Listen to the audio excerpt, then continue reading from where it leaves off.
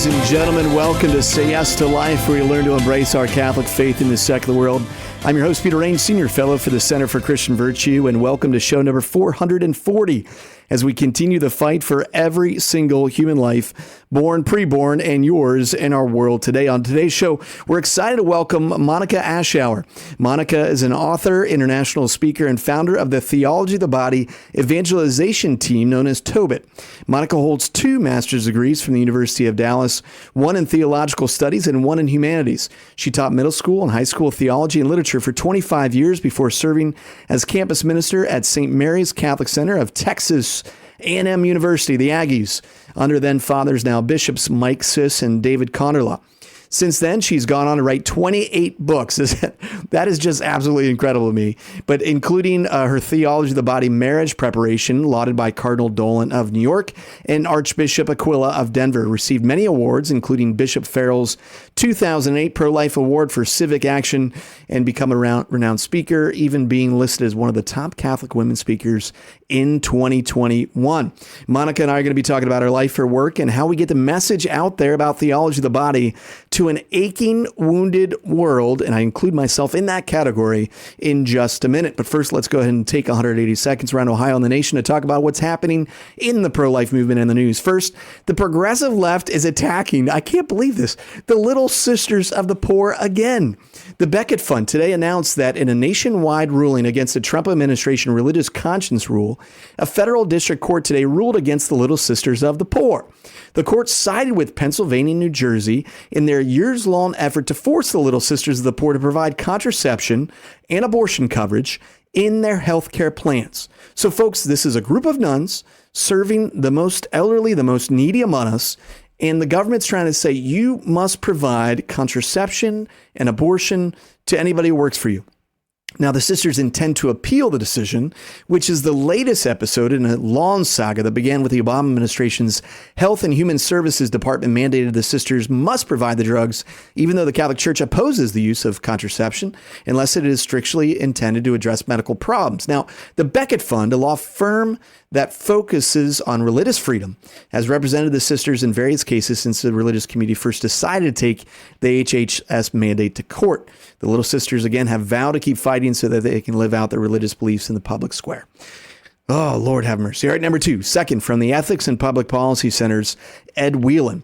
Earlier this week, pro-life super lawyer Jonathan Mitchell has filed a complaint in a federal district court, the Southern District of Texas, on behalf of a woman, Leanna Davis, who alleges that the father of her unborn child murdered that child by secretly dissolving abortion pills into a hot beverage that he prepared and tricking Davis into drinking it.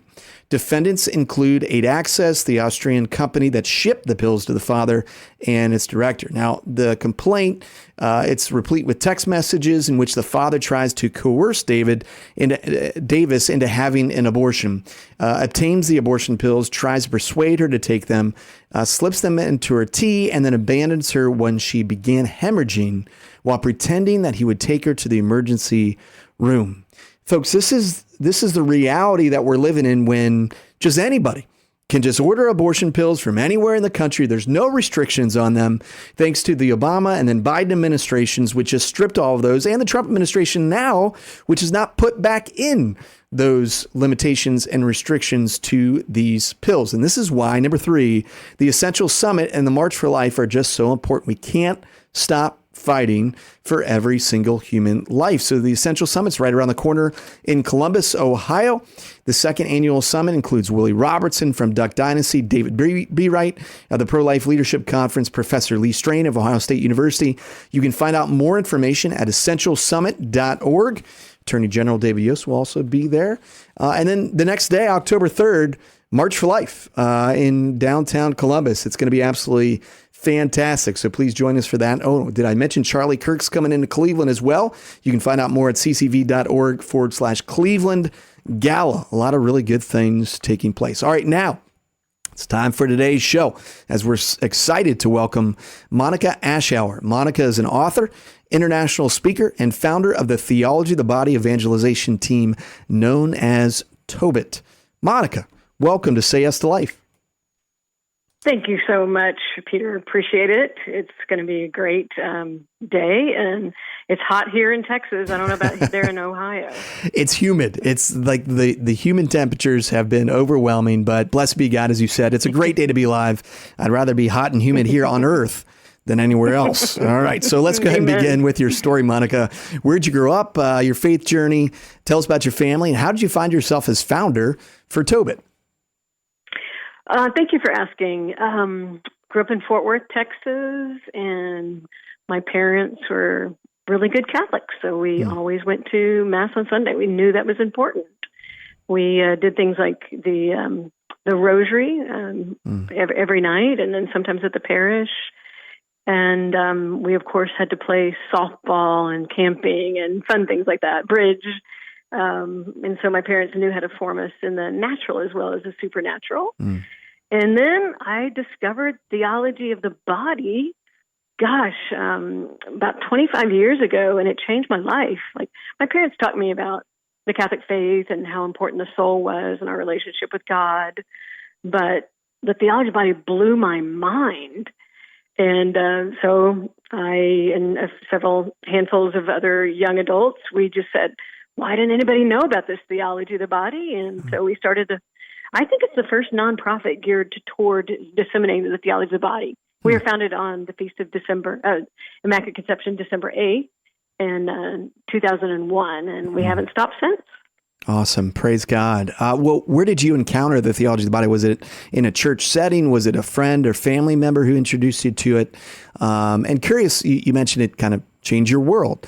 And I'd love to get into theology of the body, exactly what it is. Maybe our listeners, maybe somebody's driving in the car and they're like, what's theology of the body? What are you talking about? So, but yeah, first, how did you discover it?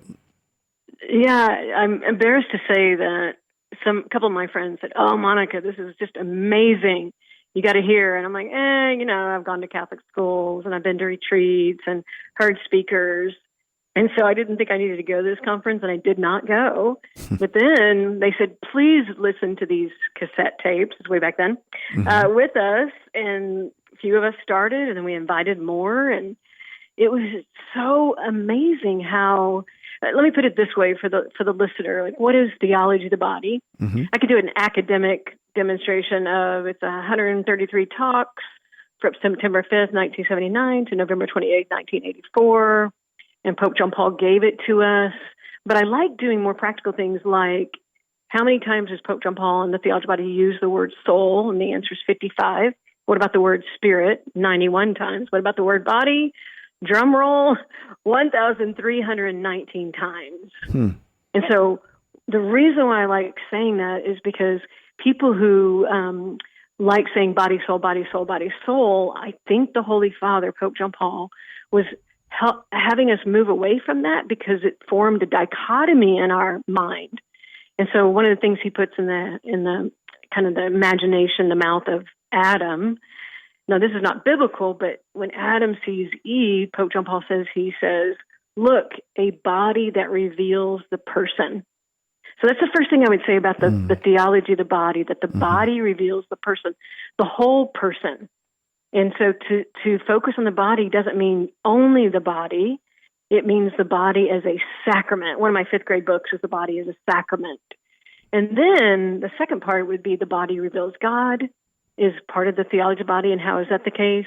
Because God is love, the Father, Son, and Holy Spirit. And they are directed toward each other by giving, receiving, and being open to others. And that's how we're made in God's image and likeness the most, when we love and try to love without your body. It's impossible for us humans who are embodied persons. And so, for instance, right now, my body is directed toward your body, Peter, and your audience's body, because my vocal cords are directed toward your eardrums. I'm giving the gift of self by giving. You give the gift of self by receiving. You laugh at my jokes, try to learn more things, and then we're bonded together more. So that's who God is. God is a communion of love, and we're meant to be in a communion of love. So that's kind of my elevator pitch with regard to theology of the body. No, I love it. It really breaks open a new way to kind of look at the Gospels, to look at the Bible, and the Bible is but one book, and that book is Jesus Christ. And that that book, that story, that gospel, the good news is revealed in a person who came to the most humblest of circumstances, born in a manger, dies on a cross, and is resurrected in the body. Isn't resurrected as a kind of a spirit or a ghost, but comes back in the body, showing us that the body is something really, really special.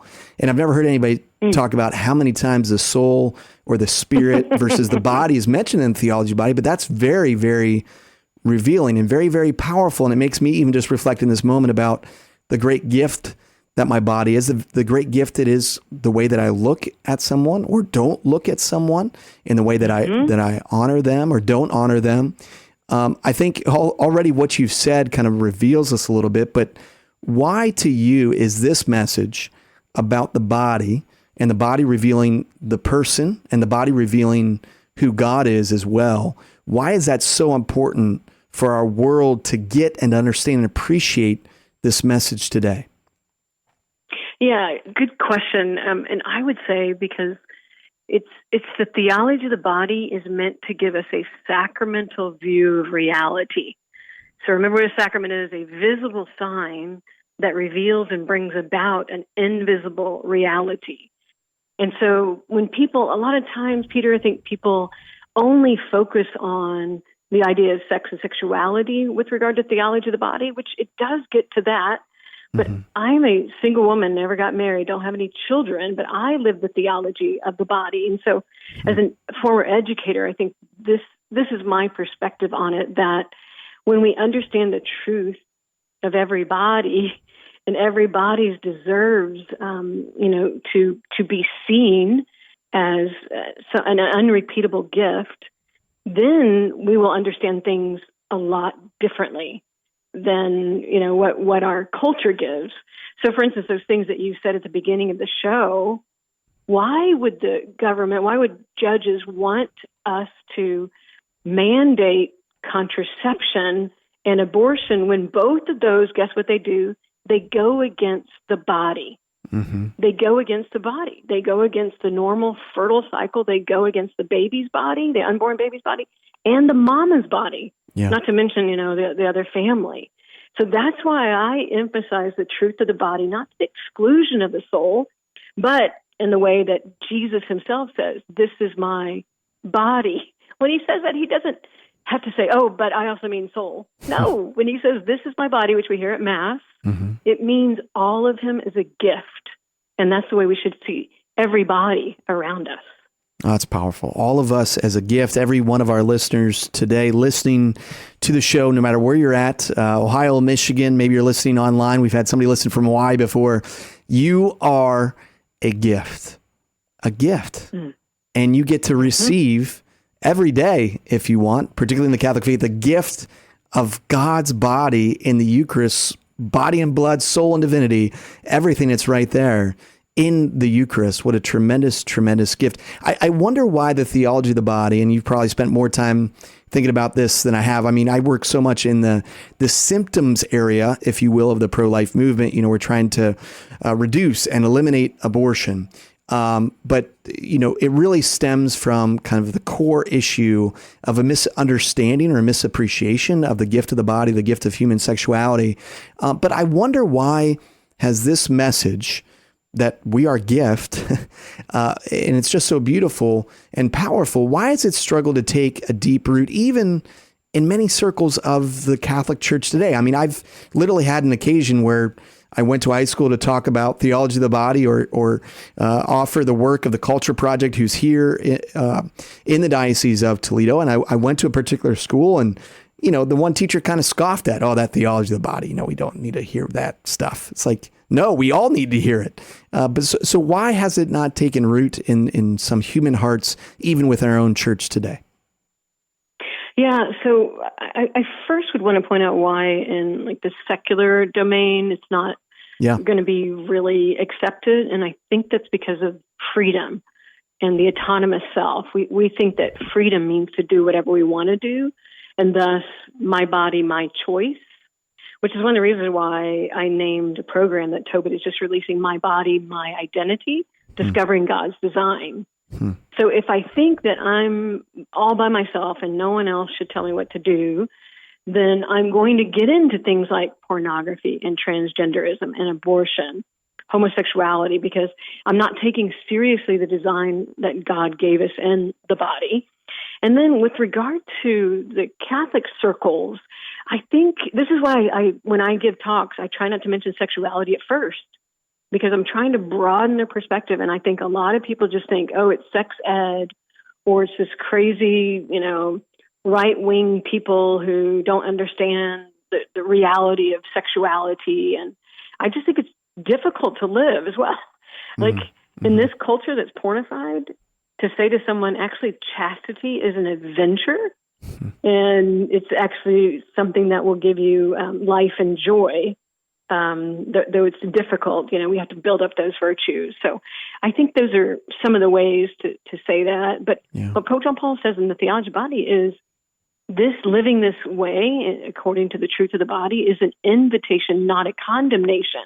And I bet people don't hear that it's an invitation. They think it's some sort of mean-spirited, judgmental thing, when it's an invitation to true freedom and true love.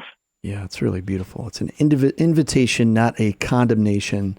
And I think you're right. I mean, I think part of the challenge sometimes, and when you think about theology of the body and the offering, as Christ does, the offering of his body, not only in the Last Supper, but most poignantly on the cross with nails in his hands, sometimes when you're presenting that to others, I mean, the depth and the heart of the gospel, like even in my own life, like, I don't want that. I don't want to suffer like that. I don't want to offer my body in full and complete total offering to my bride, to my family. I mean, I'll have no life then. I'll die, and that's scary. And maybe there's sexual sin in my own past, right, too, that makes me think, oh, this is just going to condemn me to hell, and I don't need more of the church's, old views on sexuality and stuff. But really, as you're saying, no, this is a invitation to believe in something greater, to reimagine in our minds the beautiful purpose that God has for our bodies, for our lives. And it's ultimately to live forever with him. But that living forever with him, it begins now. The Greek word for salvation, it's goodwill. That goodwill begins today, living now in our bodies, because we have the sacramental graces of baptism and Eucharist. What are your thoughts on how we arrived at a place, though, in this country in particular, really worldwide, but where abortion, it's considered healthcare, and it drives me nuts even to put those two things together. The killing of a child, it's considered healthcare, but we're also debating in this country whether or not a boy can become a girl or a girl can become a boy. In this upcoming election here in Ohio, we're going to have, most likely, if they get enough petitions and signatures on the ballot, the progressive people from the left side of the political spectrum are going to be forcing Ohioans to vote on something that's going to say, yeah, a boy can become a girl at age 6, at age 7, whatever it might be. What's at the root of how we got here today? Yeah, and so I'd like to take some responsibility from the Catholic Church and Christians in general, because I think that we haven't taken seriously the truth of the body, which is why I think Pope John Paul saw that we need to take a look at the truth of the body, because he lived during World War II in the concentration camps. He lived during the sexual revolution. And what did both of those have in common? The body is seen as an object to mutilate or, to use contraception against. And so I think a lot of it has to do with that. And then we as Catholics, when have you last heard a priest talk about the truth of the body and what that means from the pulpit? Not to mention any of the sensitive topics. And so I think part of it is we're to blame, which is why I wrote a whole program at 18 books called The Body Matters.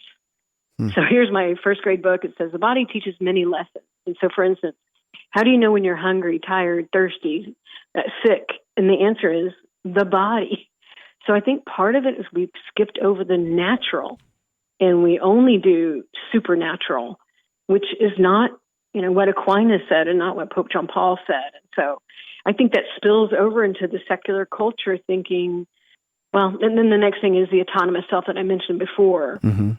if I find myself pregnant and I think that it's my decision only, I don't take into account my child, whose body is within my body, or the grandparents, or the father. It's me, myself, and I a decision.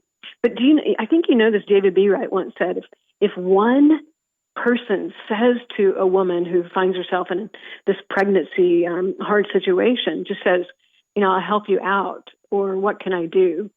She tends to not have the abortion. And again, I think that's because we're lacking community in this society, that we have social networking, that we think that we're close to people, but who interacts bodily? So I think that's another problem underlying all of this, Peter. Yeah, no, it's well said. This might be a hard question, but if you would put a percentage to it, looking at the sexual revolution in this country, that idea of sexual freedom means sexual liberation, everything. And then you had the advent of this technology in contraception, which within a couple of years of the spark of the sexual revolution, you had over 1 million women, using the contraceptive pill. And now it's just considered a mainstay, even in Catholic hospitals, that women go in and they'll just get, an IUD placed in them, whatever it might be. What percentage would you put on, or could you, on contraception as a fuel to this fire, which led us to where we're at today? Oh, yeah. I mean, I don't know if many people know that one of the reasons Pope John Paul wrote the Theology of the Body was in response to Pope Pius VI, Humanae Vitae. Because I think Pope Paul VI realized Humanae Vitae wasn't enough to give the whys behind the what. Yeah. And so he said, in that encyclical, we need a total vision of man, meaning men and women. And that's what the Theology of the Body is in response of from that July 25th ruling. And so I 100% think it's contraception that has paved the way for use. And, another thing that most people don't know, that in the Theology of the Body, what's the reason why contraception is wrong? This is the last chapter, by the way, of the Theology of the Body. Most people say, well, it gets rid of the procreative aspect, which is part of it. But Pope John Paul says it violates the order of the person. And what does he mean by that? He means everyone deserves love, and contraception leads to use. So just think about any other issue. So with My Body, My Identity, my colleague, Gabriel Milano, he wrote these books, The Wonder of Life, that's to go against abortion. These are for preschool through second grade. We don't mention those words. Discovering Reverence for the Body, that goes against pornography. The Gift of Being Male and Female, that goes against transgender. The Goodness of Marriage, that goes against homosexuality. And so in all of these, we focus on the truth of the human person who deserves love. And the body reveals the human person. Yeah. So I think those are, some of the reasons why we're in the predicament we're in right now. No, that's right. And we're meant to be, as you were so beautifully articulating earlier in the show, we're meant to be gift.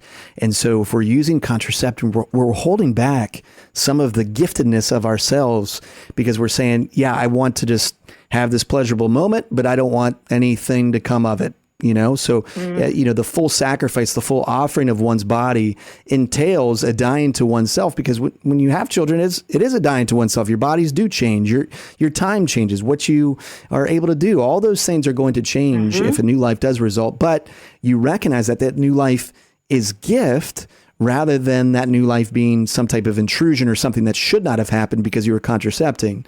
And so it changes your whole mindset when you put aside the contraceptive, say, no longer am I going to hold something back, but rather I'm going to give all of myself and accept all that can come from this beautiful gift, which is God has given me, which is the ability with him to create new life and to participate in his eternal life. Because as you said too, 1 John 4, God is love. Monica, I wonder, and if you're just joining us, we've been talking to Monica Ashour. She's an author, international speaker, founder of the Theology of the Body evangelization team. Monica, before we go with our final question, just real quick, where can people find more information about you, and what all do you do at the Theology of the Body evangelization team?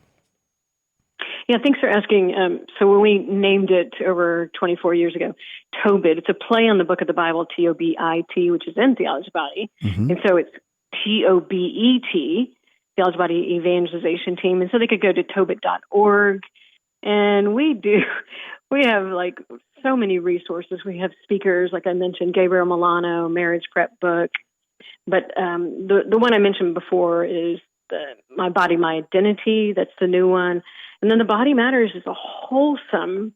We don't mention controversial issues. It's for preschool through 8th grade. And then, Peter, I'd like to say Bridges and Boundaries is the final one I wanted to let people know about. Bridges and Boundaries is a preschool through 12th grade program, and it's meant to take the place of other safe environment programs. And these are all video-based. And guess what? We're doing theology of the body first.